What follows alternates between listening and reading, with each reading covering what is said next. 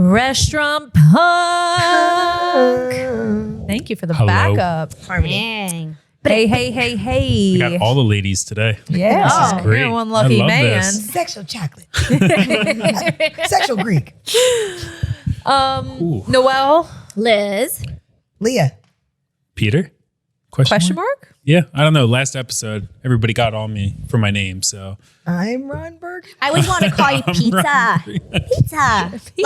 Like Peter Pan, Wendy. Pizza. I think Yanni went on and pizza. on about someone naming their restaurant like Pizzeria or something like that. Yes. Pizza-bilities. Pizza I think we all remember that. Yeah, that was a great episode. So I think this one applies to all of us, from restaurants to bartending. And I feel like this could be a rabbit hole, but substitutions.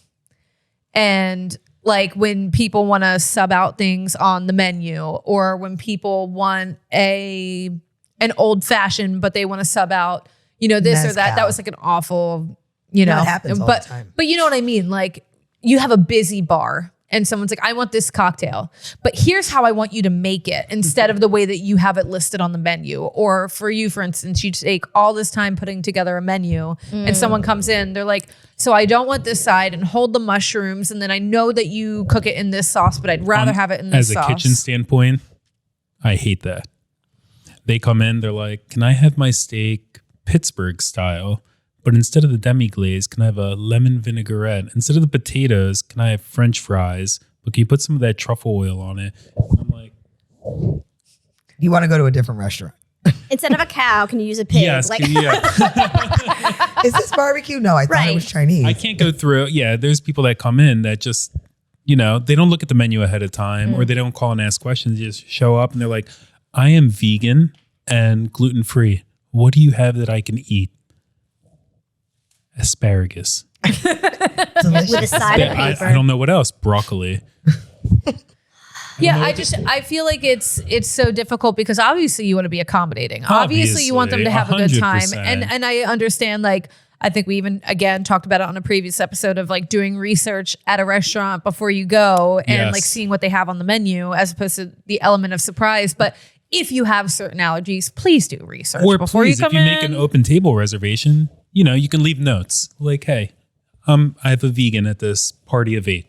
Or a gluten-free person, or a pescatarian, or this, that, and the other thing. As long as there's a note or a little heads up ahead of time, put on a Saturday night at 8:00 with the full restaurant, and you don't have anything on the restaurant's menu that's actually set in stone vegan or gluten-free or whatnot, it's tough. It throws a wrench into the kitchen and it messes up the whole cycle of at least on the culinary standpoint, being in the back of a small restaurant, because we have all, 40-seat BYOBs everywhere.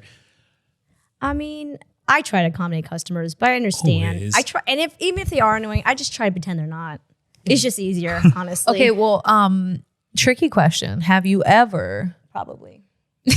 Hard to guess. All the time. Several times. if they're like, I want my drink made like this, you're like, okay, you turn your back to them and you make it exactly how it is on the menu and then give it to them and they're like, wow, this is great, even though you made none of their adjustments? No, I just do it, honestly. Do you do it? No, you know what is a bigger pet peeve for me is when you type out on your phone Oh my God. your detailed paragraph style order. Not to go grab my granny glasses to read it in the middle of a busy night. Are you kidding Yeah, me? because you guys are in when they loud walk up, spaces. like, with so the phone like this. Like, yeah, can you get this is my entire order? I didn't know that was even a thing. I know. They do. That's why I just clicked. When Really? it's so loud in there, you can't hear anything. So that but I also cannot see. So I'm like one eye. I don't know which was worse. You know what? How about you act it out? I have a better chance of knowing what you want. This is brand new news to my eyes. Yeah. Like, I've never... That's let why I alone it liked- happening like repetitively for you guys to even bring it up. Wow. That's And it'll be a okay. whole order, like 3-4 drinks. I'm like, now I got to read it and remember it. Like, Right. Can't you just call it out? My Or they ears just- work better than my eyes. Or they Google something and they have this whole entire recipe Oh, it's with got the a measurements and flour everything. on Let it. me go get my jiggers. Hold on 1 second. I'm sorry you watch Sex in the City. I'm not making whatever cocktail some bar in some made up restaurant on some made up TV show has. or like what we don't have TikTok it. drink is trending, but If you don't obviously TikTok not in your yourself bar. out, Oh, wait. Or they ask for a recipe with like 5 ingredients. You have maybe one, like the vodka, nothing else. Like, well, can you make it similar? Yes. My Yeah, answer no, I is can't. yes. I can't. And I try to say yes. I really do. But Do you it's just just say a yes struggle. and I then do whip just say something yes, random? and then they're getting like a sex on the beach because if you're ordering Pretty that, you much. don't like alcohol Your anyway. standard girl fruity pink drink, whatever it is. Yes. Yeah. Pink and it's I fluffy. It's like Or- so and out cherry. there that they won't even notice. Or they come up to the bar like, do you have a drink menu? And we do not. So I say we don't. Well, what do you have? As they're looking at like the 3,700 bottles of liquor shelves. behind them. Do you guys have vodka? Like what kind? Oh, I'm sorry. Look at all of this here, please. Right. That's where you just point Yeah. and you'll be like, I'll be right back. do. You, Vanna you White. Now figure you your said drink shit out. menu. I feel like all bars have drink No, menus Not now. all bars. Not- Really? no. I have one. She does not. No, we do not. Really? It's just too high volume to be doing that where Ah, I work. that She's that a makes vodka perfect Way too sense. high. Okay. Yeah. Shot in a beer, like get it done. Okay. And I worked My at bar. a busy nightclub before that had a blender, which we would always say was broken. So we Right, just didn't like the have to make McDonald's those ice cream things. machine. McDonald's milkshakes. Yeah. McFlurries are broken. Doesn't I'm sorry, it's Yeah. broken. But no, I thought it was interesting because again, it's different perspectives from working in a bar to working in restaurants because even when I'm in the weeds and I have a table and there's no allergies, like take allergies out of this, just take the pickiness of certain people. And they're like, there's actually a really good friend of ours who eats like a child and will come in and be like, so I want the hanger steak, but I don't want these potatoes. I want these potatoes. And instead of adding any greens, just give me extra potatoes. Instead of adding the sauce, I don't want any cheese. I don't want this and I don't want that. And it's just like, first of all, you know us. Well, it's You're a different. part of this. It's Don't different do though. this. We can't bullshit ourselves. Like with the drink, like you said, somebody comes in with random ingredients and expectations. It's in a drink. Like you can specify on a plate of food. You could pick out everything. Yeah. You could pick out everything. Yeah, like if they don't want Brussels sprouts and they want asparagus, they're like, there's they're- one Brussels sprout on my plate. It's like, it's a garnish. You're either accommodating or you're Damn it. not. Yeah. My mom acts like it's the end of the world if someone puts broccoli on her plate. Because she's like, it doesn't agree with my stomach. She goes to this big, huge store. I'm like, no one cares, Mom.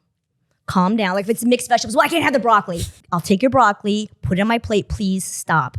Yeah, And because then- who's picking it all out for you? I'd rather You just think- take it and do it myself You than think the guy that's in the okay kitchen. with the mixed vegetables that they should be picking out your broccoli? You really think that's okay? Please stop. We do still love you. She knows. I say this to her face. But I feel like it's the responsibility of the customer. Like I'm gluten-free recently this year, and I now feel stupid if I say I'm gluten-free. So I intentionally do not. I look at the menu, I look at what I can have, and I just say, I'll take fries.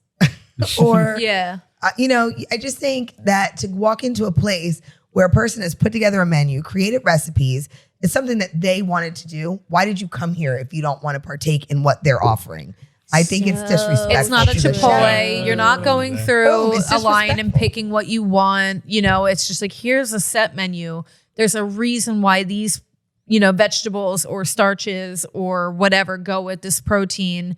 And it's just one thing, even as a server running in and you go to put in an order when you're in the weeds. And then you're like, all right, let me type a novel on everything that I have to change right here and there. And you have 3 other servers behind you, like, hurry the up so I can get on that computer. And then the kitchen gets the receipt and it's again a novel. It's like a scroll Yes. of all the adjustments. And when they Special have instructions. 9 tickets in the window plus and they're looking at it, and then again, one piece of Brussels sprout ends up on your plate and you're like, but I specifically said, it's just, it can be tricky. And again, we always want to accommodate the guests, but I've seen places that don't allow substitutions at all.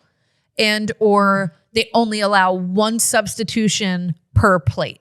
I think that's fair. One subs. I'm not But against it. I don't. You know what it is when people have the laundry list of things they want changed and they have no shame asking for it. It's the lack of shame Well, that you have. you know what? There are people. I don't even trust people anymore. We had when we were operating Shimon many Shimon or times. Shimons? Shimon. Oh, okay. No. Shimon. Shimon. There would be people, and we would ask them on the phone when they would make a reservation. If there's any allergies, specifically allergies or dietary restrictions, and they would be like, "We are vegetarian," and we were like, "Okay." And at Shimon, we had a preset menu. And we would only seat 40 people, preset 15 courses. So when I would come in, I would prepare the 15 courses. But for that specific person, I would make vegetarian 15 courses. And they would come in and like dish 3 would be a fish. They'd be like, no, we can eat fish. That's So not you're a what you pescatarian. So said. you're a pescatarian. They don't Yes. even No, know they're this. a pest Pescatarian. Pescatarian. So like, I can't even try. If people are living a certain lifestyle, It's a choice. and saying we're vegetarian, but we eat fish, and they don't know that they're pescatarian, it makes me question so much.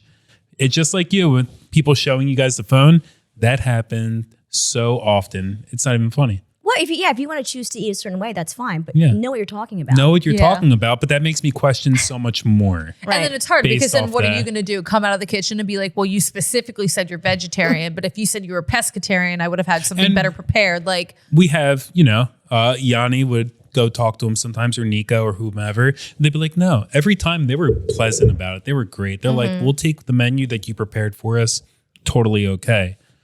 But still, that's besides the point, Yeah. no, but it's understandable because even like you said, there's people who have come into vintage before as well in Cape May, New Jersey, and they make a note in their open table and it says, I'm vegetarian. And we're like, okay, and then we come up and we have vegetarian options or we prepare for it or whatever. And then you give them the options. They're like, I don't like any of that.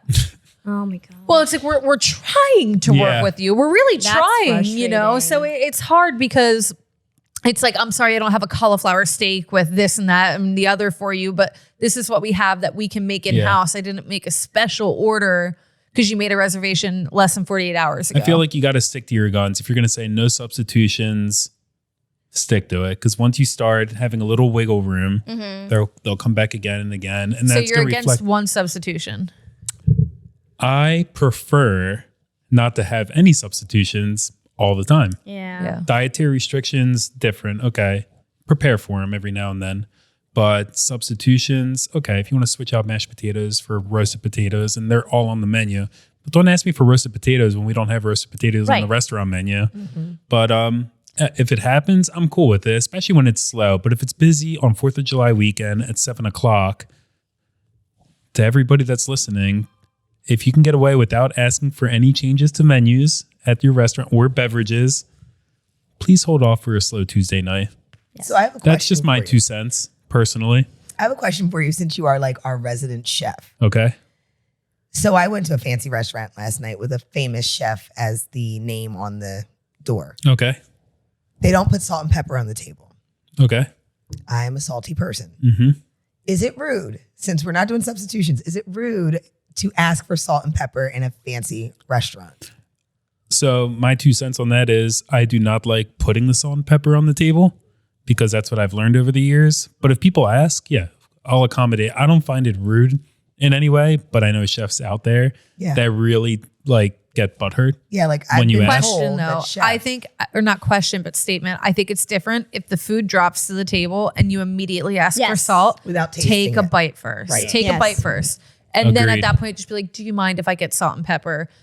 Which depending on the service of where you are, you might not see a server for another 5 minutes after they drop the food. But I always try to take a bite before I ask for salt and pepper because then it's just like you don't know what's in front of you. It could already have salt. And I did, and I it was a lobster risotto that I had there one time before, and actually we went back. We were never going back, but the manager is a friend, and he was like, "Was it the best meal you ever had?" And I didn't say it, but someone else was like, "Not really."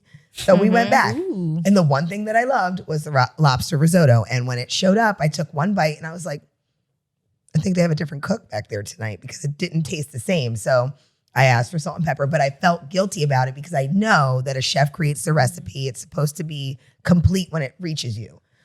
And then I had to take the little demi-tasse spoon and sprinkle the salt and the pepper mill. And What's you the know. tough part? Because you have the line cooks and doing it. And, some people are more heavy-handed than other people. Just like in the bar, if you're not using your measuring, some people are more heavy-handed than other people. Just saying. Guilty.